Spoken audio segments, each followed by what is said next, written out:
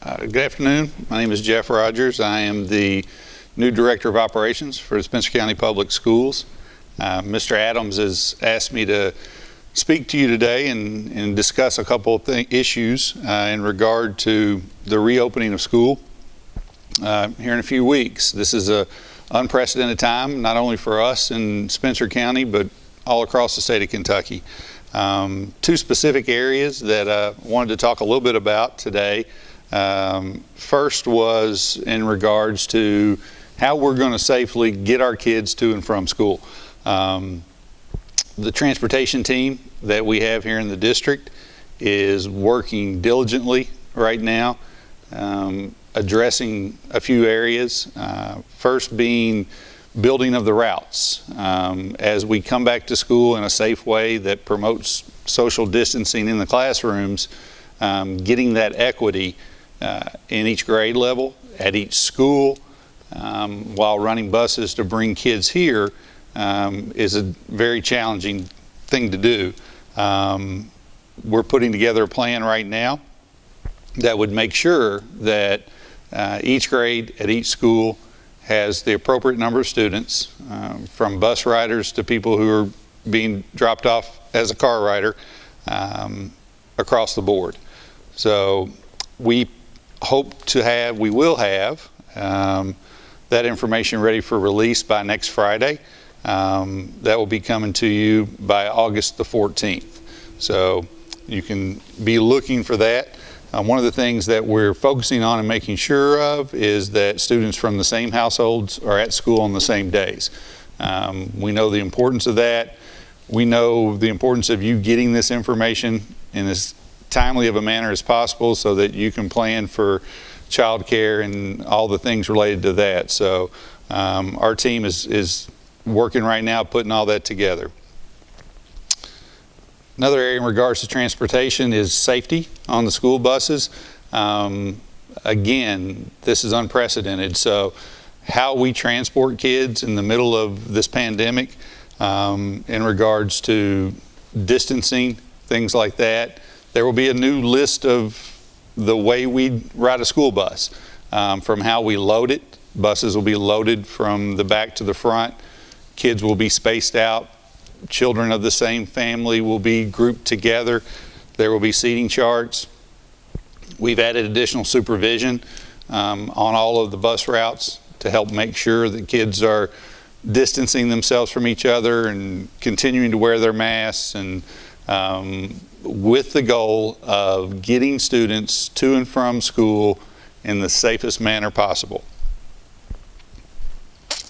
Seating charts will be a part of that. So they will be kept and adhered to for the entire time students are riding buses. Last week, Mr. Adams shared with you parental assurance form. Parental assurance form is one of the key documents that allows us to transport kids without taking their temperature before they get on the bus. So that form will be required to be completed and returned before students will be allowed on buses. Food service is another issue that is going to be changing, and it's changing because of the way we're going back to school and how we're responding to what it looks like with students here. First thing that I would ask you to do is, everyone, keep an eye out for free and reduced lunch forms that should be arriving to you at home in the very near future. And we ask that you look at that information very closely. We know there are going to be a lot of people that may qualify under the free and reduced lunch guidelines now that may not have in the past. And there are a tremendous amount of benefits that come along with qualifying for the free and reduced lunch program that don't just include lunches at school. But we ask that if that's a program that will benefit you, perhaps you've had an employment status change throughout the pandemic, that you're taking full advantage of that. There will be information with that packet that comes to you about what it takes to qualify, in addition to what the benefits outside of just lunch at school might include. Met with our cafeteria staff this morning. They are hard at work planning meals. The goal, as always, is going to be to provide a healthy, tasty, hot lunch to your kids while they're here at school. What that looks like is going to be different than it's been in the past. Our cafeterias will be arranged in such a manner that students will be spaced out. They'll be facing the same direction. They'll have seating charts, so if down the road we need to do some type of contact tracing if someone were to become sick, all of those things that are kind of the new norm in society right now will also apply to that group of people. But our mission is to get them in there safely, to get them fed well, and to get them back to class so that they're in the best shape to be able to learn. In the very near future, we'll be announcing our plans for meal services for kids on days that they're not physically on campus in a class. We understand the importance of keeping our kids fed, even when they might not be here with us.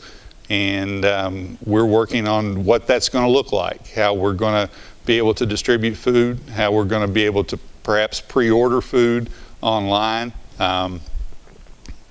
As we get answers to those questions, that'll be communicated to you through the website as well. This is an unprecedented start to school. Again, not only for us here in our county, but across the state. As we've tried to look at what other districts are doing and implement best practices, these are things that change daily. And I can assure you that you have a great team of professionals here at Spencer County, and they are working hard to get our students safely back to the best sense of normalcy at school that we can possibly provide.